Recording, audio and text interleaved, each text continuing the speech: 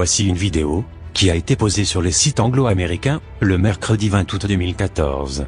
Dans cette vidéo, vous allez comprendre la triste réalité des choses, de ce qui se passe en ce moment, les mauvaises interprétations de tous les textes religieux confondus, etc.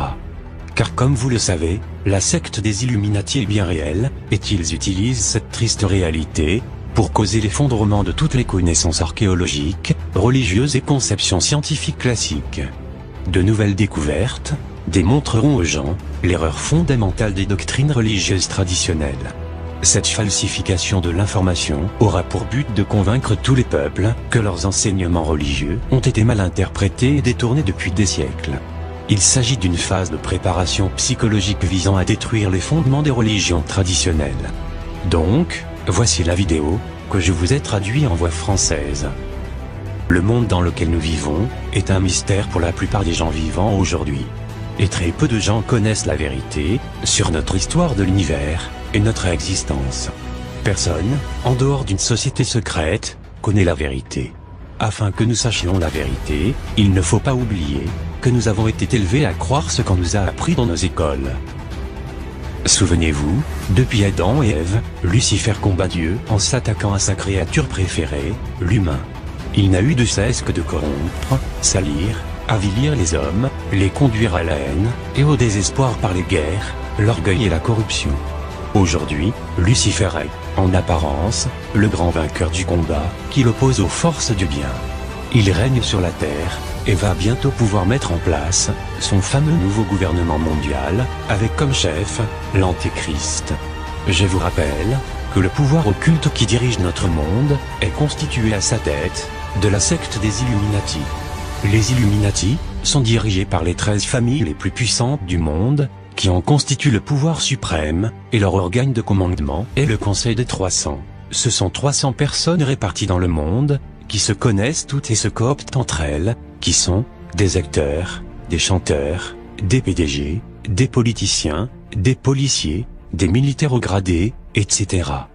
Tous sont des lucifériens qui pratiquent une très puissante magie noire d'extermination. Les hommes qui constituent le pouvoir occulte derrière les affaires internationales et nationales sont les Illuminati. Ces lucifériens ont utilisé le sionisme et l'antisémitisme, le communisme et le fascisme, le socialisme et le capitalisme égoïste, pour faire progresser leurs plans secrets et amener un gouvernement mondial qu'ils ont l'intention d'étendre et de contrôler. Donc, voici en détail leur plan. Petit a, la mise en place d'un monde sans Dieu, où la chrétienté serait éliminée. Ceci n'est pas uniquement la conséquence de la haine des Illuminati envers le Christ, mais aussi une obligation. Car les chrétiens sont un obstacle majeur à ce projet.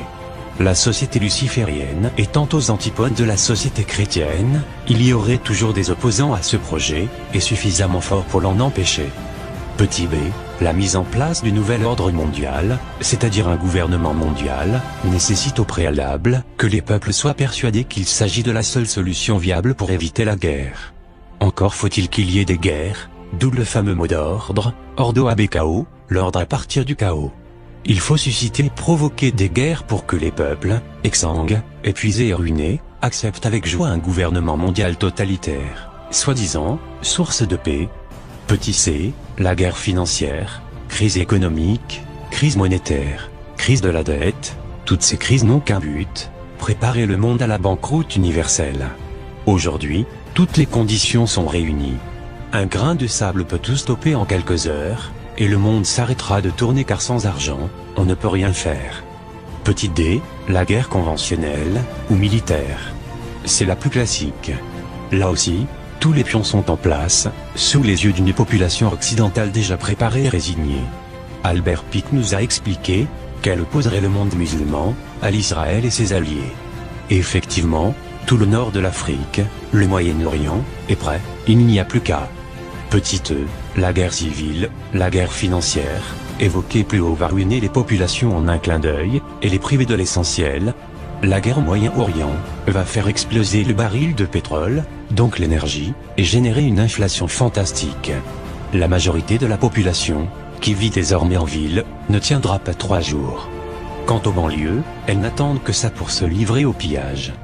Petit f, la guerre bactériologique, ce type de guerre est très probable. Depuis le coup d'essai de la fausse grippe espagnole en 1917, et de la fausse grippe aviaire en fin 2004, les laboratoires ont fait beaucoup de progrès, et il faut s'attendre à des virus mortels sélectifs, avec un coup de maître. La vaccination générale, vaccination qui bien entendu, portera en elle-même, les gènes d'un autre virus mortel. Petit exemple, le virus Ebola modifié, qui a été réimplanté exprès dans certains pays pauvres en 2014, tout ça pour une élimination radicale de la population. Petit g, la cyberguerre, cette forme de guerre est redoutable, car elle agit sur des éléments qui nous sont devenus essentiels, l'électricité et les moyens de communication. Plus de liaisons satellites, c'est plus de téléphone, d'internet, de télévision, etc.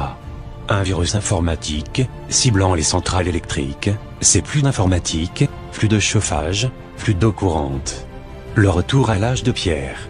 Sans compter les problèmes prévisibles dans les centrales nucléaires, car plus d'électricité veut dire aussi plus de refroidisseurs nucléaires, donc sans refroidissement les moteurs nucléaires explosent. Le Stonehenge américain.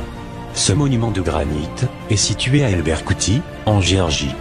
D'une hauteur de 6 mètres, il est composé de 6 dalles de granit, d'un poids total de 120 000 kg. Le plus étonnant de ce monument n'est pas sa taille, mais le message gravé qu'il porte. Il s'agit des 10 commandements américains pour un âge de la raison. Ces commandements concernent notamment le dépeuplement massif des humains de notre planète Terre, un gouvernement mondial unique, et l'introduction d'un nouveau type de spiritualité, etc. Voici le premier commandement, commandement numéro 1. Maintenir l'humanité, sous les 500 millions d'êtres humains en perpétuel équilibre avec la nature. Nous sommes 7 milliards. Je vous laisse faire le calcul. Car depuis 2010, ils ont passé la vitesse supérieure, en créant dans le monde, de faux tremblements de terre, de faux tsunamis, de fausses inondations, de faux crashs, ou disparitions d'avions, et de fausses guerres, etc. De l'année 2010 à 2012, en 2 ans de temps, ils ont ramassé plus de 3 millions de décès d'êtres humains, dans le monde. Et malheureusement, ce n'est que le début. Je vous laisse en juger par vous-même, et je vous dis à très bientôt,